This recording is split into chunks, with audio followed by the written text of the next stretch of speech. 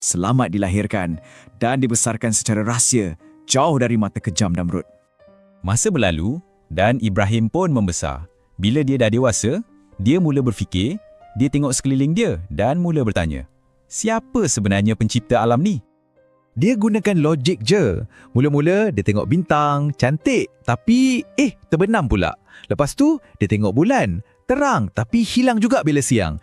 Akhir sekali dia tengok matahari, lagi besar, lagi cerah, tapi matahari pun terbenam. Jadi kesimpulan dia simple je.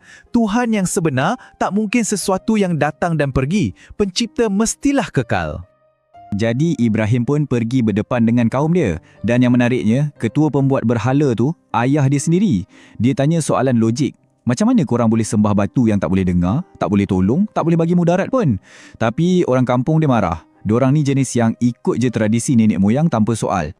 Dari sinilah bermulanya siri-siri konfrontasi yang akhirnya akan membawa kepada satu ujian iman yang paling dahsyat.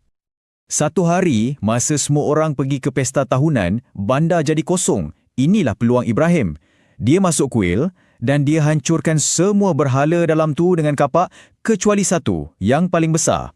Lepas tu, dia dengan selamba gantungkan kapak tu kat leher berhala besar tu. Bijak kan? Bila orang ramai balik dan nampak apa jadi, diorang tuduh Ibrahim. Tapi Ibrahim jawab relax je. Bukan aku. Berhala yang paling besar tu yang buat. Cuba korang tanya dia kalau dia boleh bercakap. Terus semua terdiam. Diorang terpaksa mengaku. Kau pun tahu kan, berhala-berhala ni tak boleh bercakap. Kan dah kantoi sendiri. Akhirnya, Ibrahim dibawa menghadap Namrud.